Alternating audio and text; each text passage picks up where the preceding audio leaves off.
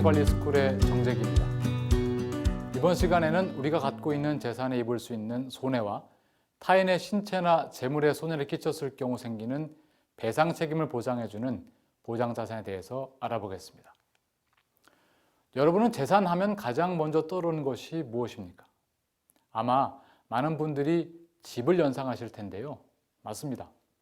자가든 전세든 우리가 보유하고 있는 자산의 상당 부분은 바로 집과 연관되어 있습니다. 그런데 이 집에 화재가 난다면 정말 치명적이겠죠?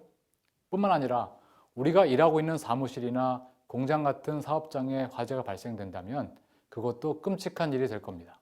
그래서 가장 대표적인 재산보험 하면 화재보험을 꼽습니다.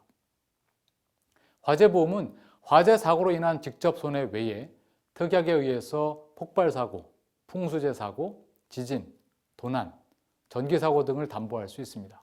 이를 통해서 화재 손해 외에 사용가치 손해까지 보상받을 수 있어서 거의 모든 손해를 담보한다고 볼 수 있습니다. 이런 면에서 화재보험은 재산종합보험으로 불리기도 합니다. 이러한 화재보험을 자동차보험처럼 1년 단위로 가입하기도 하지만 3년, 5년, 10년, 15년 등 보험기간을 길게 가입하는 경우도 많습니다. 이와 같이 보험기간을 장기간으로 정하게 되면 매년 계약을 갱신해야 되는 번거로움을 피할 수도 있고 해마다 보험계약을 갱신하는 데 따른 비용도 절감할 수 있다는 장점이 있습니다. 하지만 장기 화재보험의 가장 큰 장점은 보험 가입 금액의 자동 복원입니다. 대부분의 일반 화재보험은 보험기간 중 보험사고가 발생하면 계약 당시의 보험 가입 금액 중에서 지급 보험 금액을 차감한 후에 잔존 보험 가입 금액을 자녀 보험 기간에 대한 보험 가입 금액으로 합니다. 어렵죠? 예를 들어 보겠습니다. 5억 원짜리 화재보험에 가입을 하고 얼마 지나지 않아서 화재가 발생해서 3억 원의 손해를 입습니다. 당연히 3억 원의 보험금을 받을 수 있지만 앞으로는 화재가 발생하더라도 5억 원에서 3억 원을 빼고 남아있는 보험 가입 금액인 2억 원을 한도로만 보상하게 된다는 뜻입니다. 이것도 그렇게 나쁘지 않습니다. 어쨌든 가입한 한도를 다 이용할 수 있으니까요. 그런데 장기 화재보험으로 가입하게 되면 1회의 사고로 지급되는 보험금이 보험 가입 금액의 80% 미만이면 몇 번의 사고가 발생하더라도 보험 가입 금액이 감액되지 않고 보험계약도 그대로 존속됩니다. 마치 오뚜기처럼 보험 가입 금액이 원상복구되는 것이죠. 앞서 말씀드린 예와 비교해 보면 5억 원으로 가입을 하고 3억 원의 보상을 받더라도 80% 미만이니까 앞으로도 계속 5억 원의 한도로 보상받을 수 있습니다. 게다가 횟수도 제한이 없습니다. 재산보험을 가입할 때 유의할 점은 가입 금액을 충분히 하는 것입니다. 10억 원 정도로 평가되는 건물이나 공장 재산보험을 2, 3억만 가입하는 경우가 있습니다. 물론 가입 안 하는 것보다는 낫습니다만 보상을 받아야 할 경우에는 턱없이 부족하겠죠. 또한 건물 급수나 보험 대상물을 정확히 고지하고 가입을 해야 나중에 보험금 지급할 때 말썽이 생기지 않는다는 것도 유의하셔야겠습니다. 자동차 보험은 비교적 익숙한 보험입니다. 하지만 매년 자동차 보험을 갱신하면서 어느 보험사가 가장 저렴한가에 대해서만 신경을 쓸 뿐 내가 가입한 자동차 보험이 구체적으로 어떤 부분을 보장해 주는지 모르고 넘어가는 경우가 많이 있습니다. 이번 기회에 자동차 보험을 잘 활용하는 법을 익히셨으면 좋겠습니다. 자동차 보험에서 중요한 대상은 자동차 그 자체와 그 차량을 운전하는 사람입니다. 자동차는 모델, 연식같이 정해져 있기 때문에 특별히 조정할 부분은 없습니다. 하지만 운전하는 사람을 누구로 하느냐에 따라서 보험료가 달라지고 보상 여부도 달라집니다. 고령자는 사고 위험이 높다고 해서 보험료가 높지만 대개의 경우에는 연령이 높아질수록 보험료는 낮아지는 경향이 있습니다. 또한 부부 한정과 같이 운전자의 범위를 제한하게 되면 그만큼 보험료를 줄이는 데 도움이 됩니다. 운전자 범위에 들지 않는 사람이 운전을 하다가 사고가 날 경우에는 보상을 받지 못할 수 있다는 점을 반드시 유념하셔야 되겠습니다. 최근에 고가의 수입 자동차가 늘어나면서 대물배상의 한도를 높게 가입하는 분들이 많아지고 있습니다.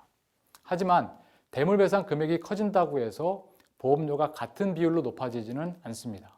예를 들어서 대물배상 1억 원의 보험료가 10만 원이라면 대물배상으로 2억 원을 가입을 해도 20만 원이 되지는 않습니다. 따라서 충분히 위험을 커버할 수 있을 만큼의 대물배상 한도로 가입하는 편을 권해드립니다.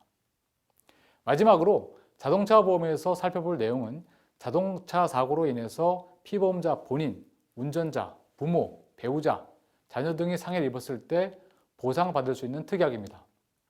여기에는 흔히 자손이라고 줄여서 부르는 자기신체사고 특약과 자상이라고 부르는 자동차 상해 특약이 있습니다. 이 특약은 둘 중 하나만 가입할 수 있는데 보험금 산정 방법 그리고 한도 등에서 차이점이 있습니다.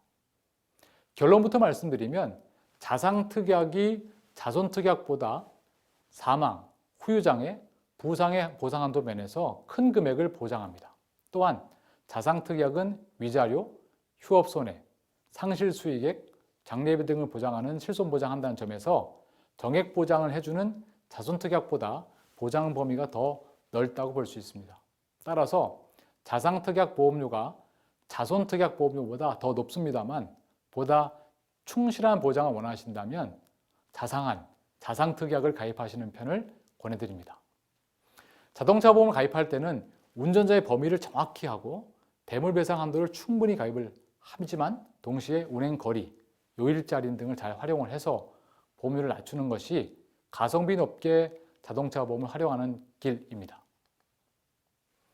배상책임보험은 가해자로서 피보험자가 보험사고로 인해서 타인에게 손해를 입혀 법률상 배상책임이 있는 경우 그 금액을 보상해주는 보험입니다. 조금 복잡해 보이시죠? 배상책임보험의 특징 하나씩 나눠서 살펴보겠습니다. 일반적으로 선량한 시민이라면 다른 사람에게 고의로 손해를 입히지는 않을 겁니다. 그러나 살다 보면 뜻하지 않게 다른 사람의 재물이나 신체에 손해를 입히는 일이 생깁니다. 예를 들면 스키장에서 스키를 타다가 다른 사람과 부딪혀서 그 사람이 타고 있던 스키 장비가 망가지고 부상도 입었다면 어떻게 될까요? 그냥 미안합니다 라고 말하고 그냥 지나갈 일은 아닐 겁니다. 고의는 아니었지만 망가진 장비를 물어주고 치료비도 배상해 줘야 되겠죠.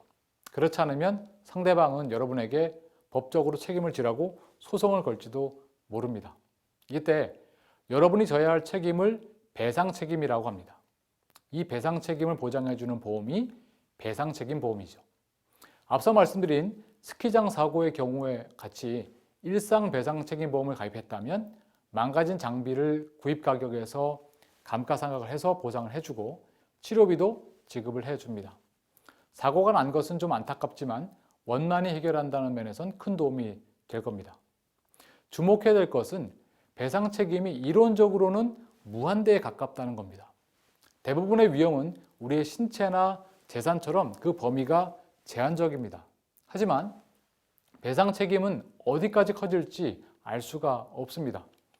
스키장 사고처럼 비교적 가벼운 배상 책임도 있지만 우리 집에서 시작된 화재가 옆집, 윗집으로 번져서 생기는 배상 책임은 대단히 무겁습니다. 2009년에 실화법이 개정되기 전에는 화재 시 이웃집에 불이 번져서 피해가 발생해도 고의나 중과실인 경우에만 그 피해를 보상하면 됐습니다. 그러나 실화법 개정 이후에는 경과실이나 실수에 의해서도 주변 피해에 대한 손해배상이 의무화되었습니다.